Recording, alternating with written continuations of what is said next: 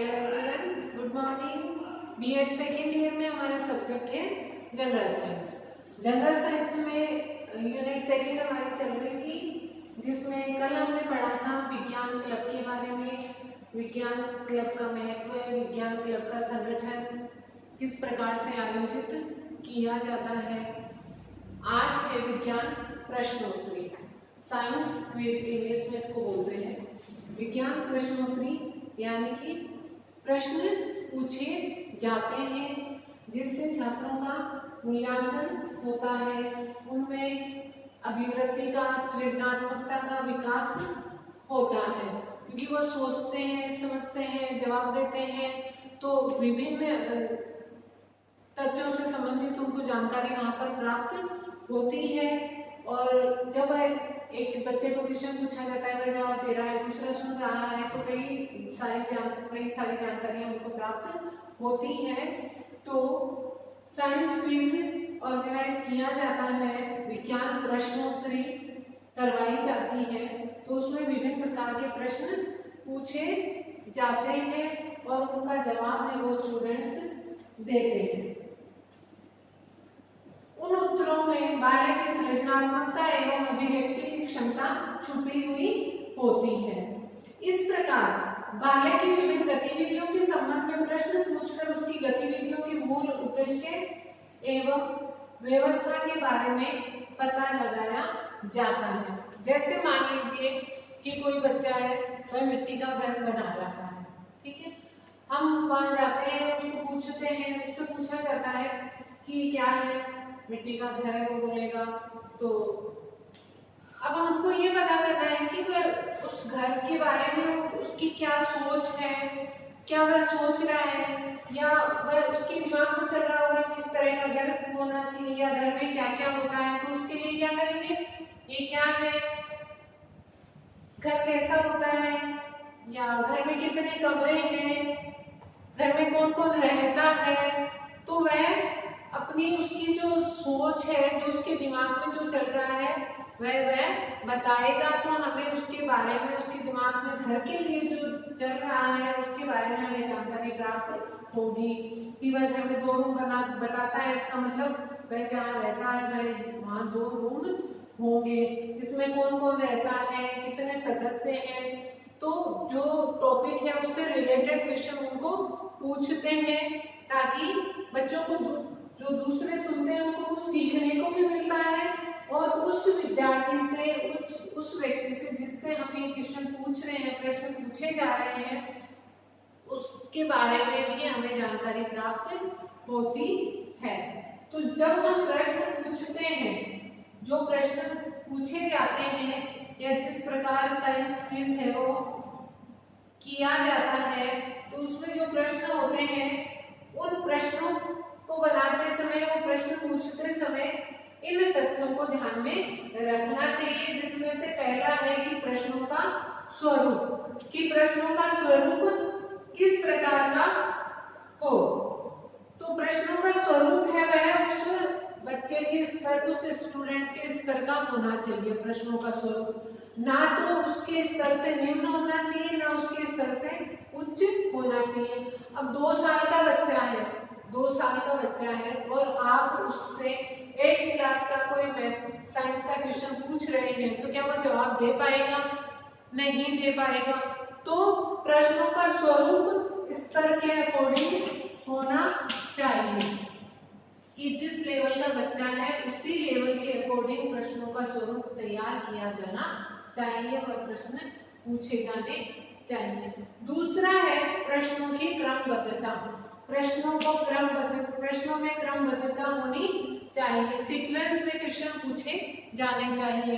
ऐसा नहीं है कि एक किसी चीज से रिलेटेड पूछ रहे हैं, फिर कोई क्रमबद्धता नहीं होती है, दूसरा किसी और विषय से संबंधित पूछा जा रहा है। विषय संबद्धता कि उस टॉपिक से रिलेटेड होने चाहिए। जिस विषय से संबंधित विज्ञान प्रश्नोत्तरी की जा रही है, उसी विषय वस्तु से संबंधित प्रश्न पूछे जाने चाहिए। सामान्य रूप से ये ध्यान रखना चाहिए कि जो भी प्रश्न पूछे जा रहे हैं वह पूर्ण रूप से उस विषय से संबंधित होने चाहिए। जिस विषय का हम मूल्यांकन कर रहे हैं या जिस विषय का हम मूल्यांकन करना चाह रहे हैं उस विषय से संबंधित ही प्रश्न पूछे जाने चाहिए। फिर है छोटे प्रश्न पूछना। छोटे प्रश्न पूछना क्योंकि जब आप क्विज करवा रहे हैं तो उसमें छोटे प्रश्न पूछने चाहिए कि जो बच्चा जवाब देता है वह तुरंत उसका जवाब दे सके और एक लाइन में या शब्दों में वह जवाब दे सके। ऐसा नहीं है कि बड़े बड़े प्रश्न पूछ रहे हैं और उसको बताने में ही इतना ज्यादा समय लग रहा है। तो छोटे प्रश्न पूछने चाहिए जिससे छात्रों का उत्तर देने में समर्थ हो। बड़े जब प्रश्न होंगे तो बड़े प्रश्नों में क्या होता है कि प्रश्न जब 4 लाइन का होगा तो स्टूडेंट को समझने में प्रॉब्लम होती है। जो प्रश्न होते हैं वह छोटे होने चाहिए। सॉरी, मैंने बताया था कि उत्तर छोटे होने चाहिए, प्रश्न छोटे होने चाहिए कि प्रश्नों की जो लैंग्वेज है, जो लाइन है, वह एक पंक्ति में ही प्रश्न होना चाहिए। क्योंकि अगर 3-4 पंक्ति का प्रश्न होता है और तो सुनते सुनते बच्चा ही कंफ्यूज हो जाएगा कि मेरे से पूछा क्या जा रहा है। उस प्रश्न का मीनिंग और उसका सार बच्चे को समझ में नहीं आएगा, विद्यार्थी को समझ में नहीं आएगा।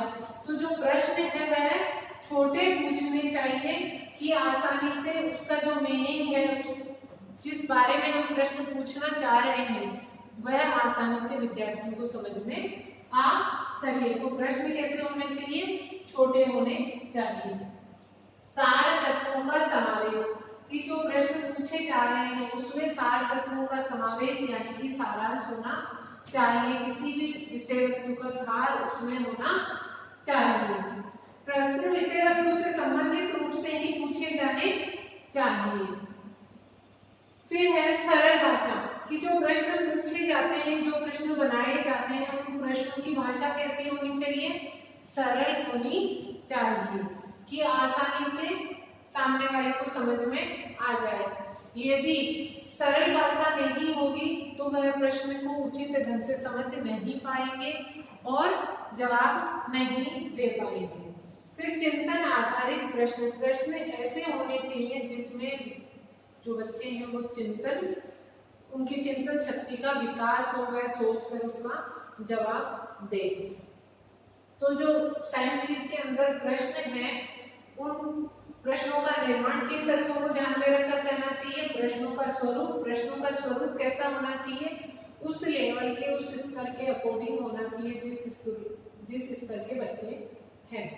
प्रश्नों की क्रमबद्धता होनी चाहिए, सीक्वेंस में पूछे जाने चाहिए। विषय संबद्धता, जिस विषय से संबंधित मूल्यांकन करना चाह रहे हैं उस विषय से संबंधित ही प्रश्न होने चाहिए, तभी आप सही ढंग से मूल्यांकन कर पाएंगे। छोटे प्रश्न पूछना, प्रश्नों का आकार छोटा होना चाहिए ताकि स्टूडेंट्स को आसानी से समझ में आ सके वो प्रश्न की, उस प्रश्न में क्या पूछा जा रहा है, उसका सार क्या है। सार तत्वों का समावेश, जो भी प्रश्नों का निर्माण हो रहा है उनमें सार तत्वों का, कि उस विषय वस्तु का सार उसमें होना चाहिए। तो सार तत्वों का समावेश उन प्रश्नों में होना चाहिए। फिर है सरल भाषा उन प्रश्नों की, जो प्रश्नों का निर्माण किया जा रहा है उनकी भाषा कैसी होनी चाहिए? सरल होनी चाहिए ताकि अच्छे से वह स्टूडेंट्स को समझ में आए और उस प्रश्न को समझकर वह जवाब दे सके। तो भाषा सरल होनी चाहिए। चिंतन आधारित प्रश्न ऐसे होने चाहिए जिनसे स्टूडेंट है वह उनमें चिंतन शक्ति का विकास हो। तो चिंतन आधारित प्रश्न होने चाहिए। तो ये था कि प्रश्नों की बनावट करते समय, प्रश्न बनाते समय किन किन तत्वों को ध्यान में रखा जाना चाहिए। उसके बाद में है प्रश्नों के प्रकार।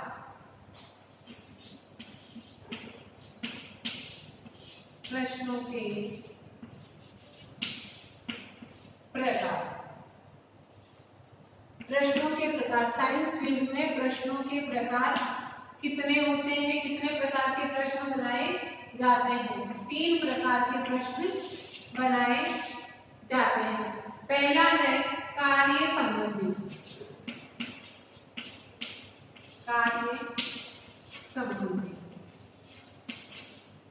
कार्य संबंधी प्रश्न तैयार किए जाते हैं, जिससे क्या होता है, बच्चों में उत्साह पैदा होता है और उत्तरदायित्व की भावना का विकास उनमें होता है।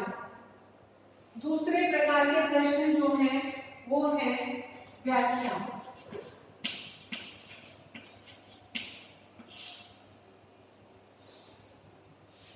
व्याख्या करवानी चाहिए।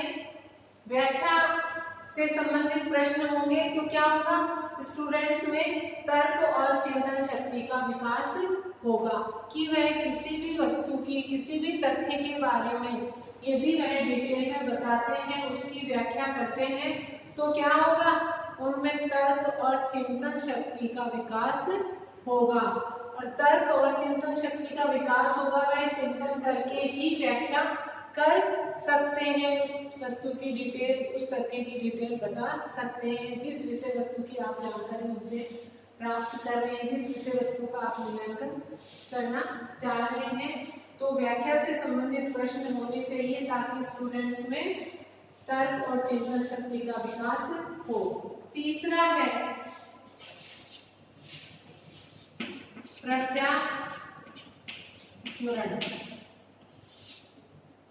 प्रत्यास्मरण से संबंधित प्रश्न होने चाहिए। प्रत्यास्मरण क्या होता है? प्रत्यास्मरण यानी कि जो पहले हम पढ़ चुके हैं, जिसके बारे में हम जानकारी प्राप्त कर चुके हैं, उसका पुनः स्मरण करना। प्रत्यास्मरण, पुनः स्मरण करना। तो पुनः स्मरण करना यानी कि उसका मूल्यांकन किया जाता है। मूल्यांकन किया जाता है कि आपको जिस चीज के बारे में पहले बता दिया गया है, जिस विषय वस्तु के बारे में जानकारी दी गई है, जिस विषय वस्तु के बारे में आपको जानकारी है, उसका प्रत्यास्मरण करवाना है। तो उसमें क्या होगा, उनका मूल्यांकन होगा कि इस विषय वस्तु से रिलेटेड प्रश्न पूछे जा रहे हैं।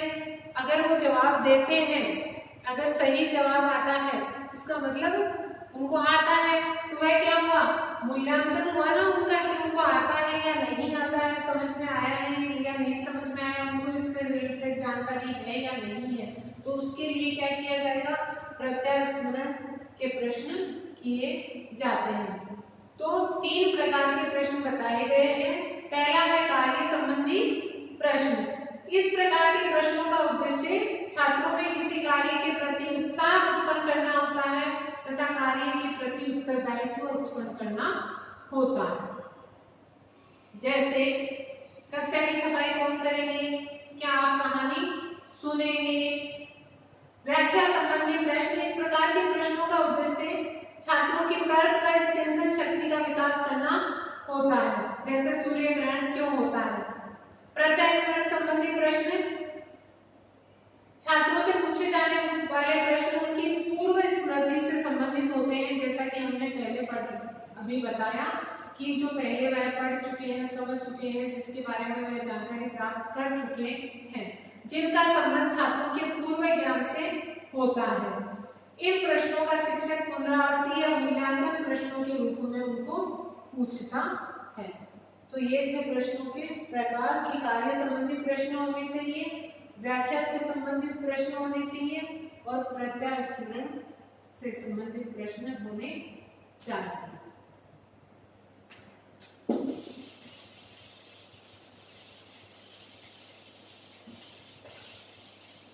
आज के लिए इतना ही। Thank you.